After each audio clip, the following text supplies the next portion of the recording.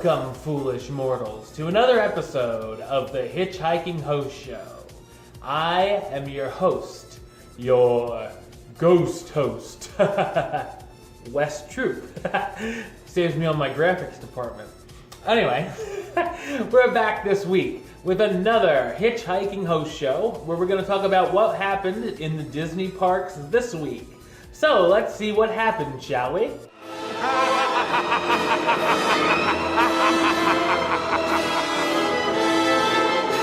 This week marked the beginning of a very cool character experience at Disney's Hollywood Studios.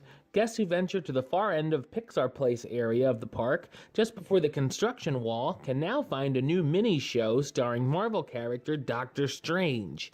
The show is very similar to the Jedi Training Academy and allows young guests to train with Doctor Strange and hone their powers of the mystic arts. It's unknown how long the new show will be around, but considering Disney has extensively themed the area around where the show pops up, it seems like the attraction will be available at the park for some time.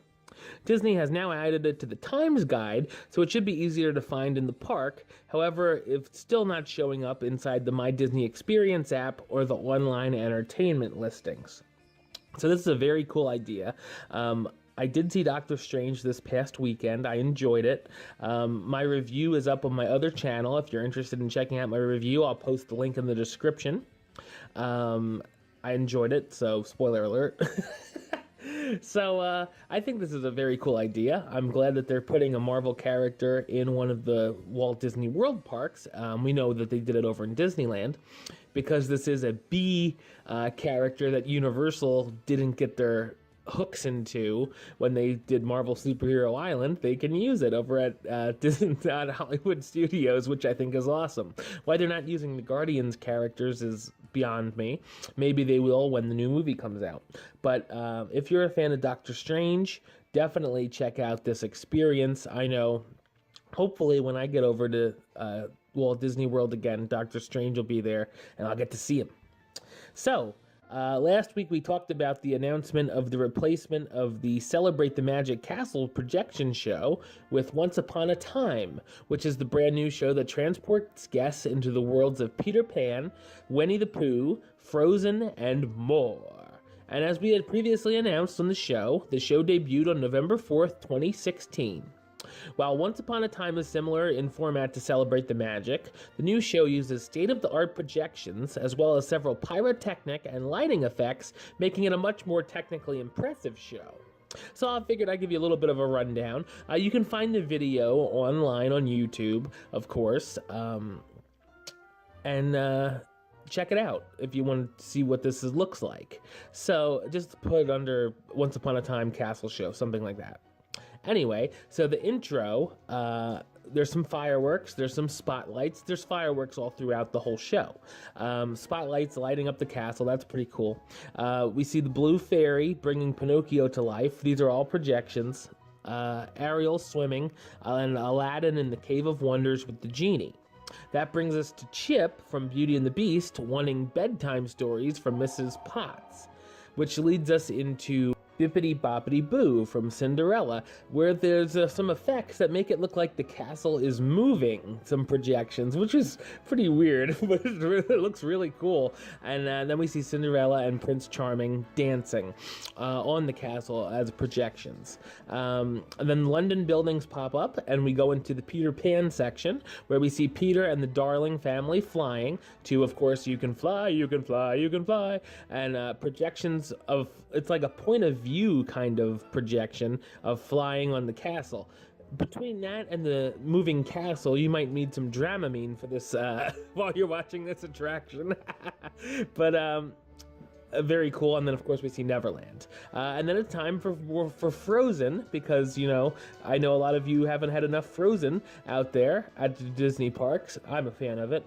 I don't really care, but anyway, we get, for the first time in forever, so we see the Anna song, a little bit of that, sort of like a montage of that from the movie. And then, of course, we go into Let It Go, where we see Elsa's song, and some fireworks pop up, and all that goodness. That takes us into Alice in Wonderland, where we see a very cool effect with the projection of the March of the Cards, where the cards are falling, just sort of falling off the castle, which I really liked. I thought that was one of the coolest parts of the show.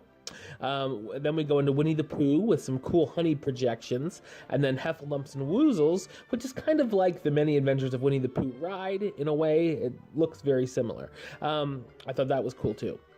Then Chip wants to hear his favorite story, which of course is Tron. No, just kidding. It's Beauty and the Beast. That would be an interesting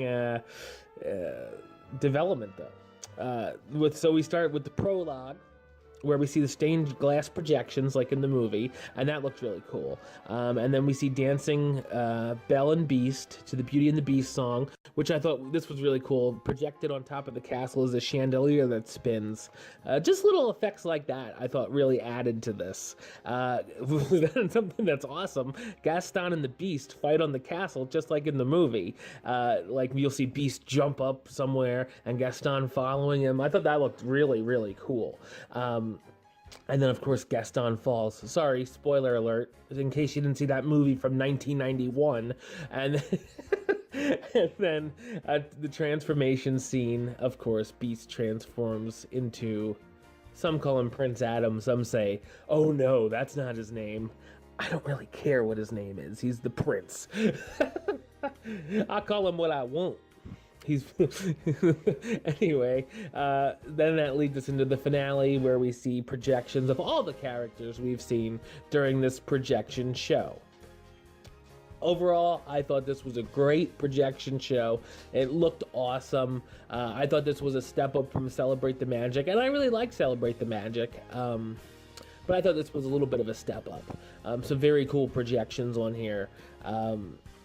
Can't wait to see this in person. I like all these projection shows. I like the Celebrate the Magic show. I like the one before that, the Magic, the Memories, and You.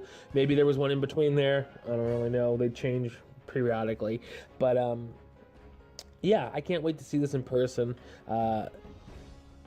You line up early to see the Wishes fireworks anyway, so you might as well be watching something entertaining while you sit there and watch for your good spot. If you want a good spot, you get there early. So definitely, if you're in the area and you're like, well, I don't know, definitely check out this Once Upon a Time projection show.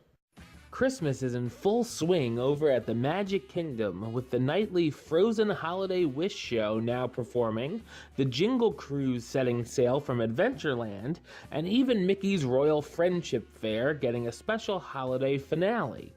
In addition, all of the Christmas decorations are out in full force around the park, and guests can hear that familiar holiday background music at the front of the park. And of course, the Mickey's Merry Christmas Party has also started this week, and I'll be talking a little bit about more of that in next week's episode.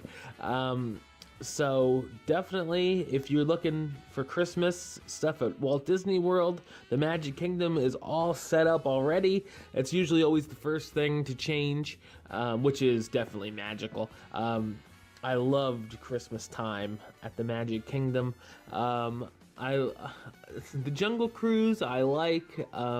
I had a not so great skipper, unfortunately, but I like the idea of it. And you know, I was a fan of the Frozen Holiday Wish, and seeing the castle lit up is awesome. So definitely go check out all the Christmas stuff over at the Magic Kingdom, and then we'll talk a little bit more about Mickey's Very Merry Christmas Party next week. But if you're on the fence about going to that, I suggest going to that. So now we're going to park hop over to Disney's Hollywood Studios. We talked about Doctor Strange a little earlier, but with Doctor Strange now in theaters, the One Man's Dream Theater is now home to an exclusive 10-minute preview of the upcoming Disney animated film, Moana. We talked about that last week, but now it's actually in the theater. The new film preview will play until Moana arrives in theaters this Thanksgiving. You can also catch the preview over on the other coast in Disney's California Adventure in the Bugs Life Theater. So definitely, if you're looking forward to Moana, check out the preview at either one of the parks. Disney is now testing a private water taxi service option that will provide service for guests between Disney's Grand Floridian Resort and Spa and any of the destinations found around the Seven Seas Lagoon. The service can accommodate up to 10 passengers on each boat and will cost $20 each way. Return service must be booked separately and is not guaranteed to be available for the Magic Kingdom. It's unknown how long this new option will be testing for. So if you're staying at Disney's Grand Floridian, or I guess I guess you can do it if you're not staying there too, but that's an option for you to book a private water taxi to get across, or you could just do like normal people and just go on the boat. Anyway, but that's not my type of thing. The Grand Floridian's a little too la-di-da for me. It's just not my cup of tea. I'd rather, if I'm gonna spend that money, I'd rather stay at the Polynesian. But good luck ever staying there, Wes. But it is what it is. You can get this water taxi for $20 each way, or I'd rather save my money and buy a souvenir, buy food, and go the way of the normal people. But that's just me. Just know that is an option if you're over at the Grand Floridian. And also, at AMC Theaters in Disney Springs, guests who visit the theaters will now have the opportunity to pick specific seats when buying tickets for any film playing at this theater. Guests who elect to reserve their seat can do so online via the mobile app, at an automated box office machine, or at the theater box office. So, very cool. Disney Springs AMC does get crowded at times. So just know you can pick your seat when you go to the movies at the AMC Theater at Disney Springs now, which I guess is always a good benefit. I had that at a theater that I went to a few years ago, and yeah, you can pick not to be in the front at least. All right, now we're going to hop over to Universal, where they have released a few more details about the Race Through New York starring Jimmy Fallon ride, confirming that the attraction will use a flying theater ride system. And the Soarin'-style system will seat 72 guests at a time and allow each guest to have a great view of the quote-unquote race, as you're going to race Tonight Show host Jimmy Fallon through the streets of New York City. The attraction will also have an extensive pre- and post-ride area with Tonight Show memorabilia, interactive exhibits related to the show, and more. I guess this is an okay idea. This is taking the building that was formerly Twister, formerly the Ghostbusters. So we're into the third generation of Universal rides now. But Tonight Show's popular. I guess it deserves a ride at the park. I don't know. It's another screen ride. Go figure. Yeah. I'm gonna reserve my judgment until I see it. So, you never know. It might be cool. It might be. Alright, well, that's the show. I'll be back with another episode next week, as well as another Hitchhiking Host Show 101, where I talk about the history of a certain Disney attraction. But until then, don't forget to subscribe right here on YouTube. YouTube.com/HitchHostShow. You can like the show on Facebook, Facebook.com/HitchHostShow. Follow on the Twitter @HitchHostShow. And if you want to listen to the show, or you are listening to the show, you can do so over on Podbean, HitchHostShow.podbean.com, or search on iTunes or Stitcher under West Truth or the Hitchhiking Host Show. Until next time. Hurry back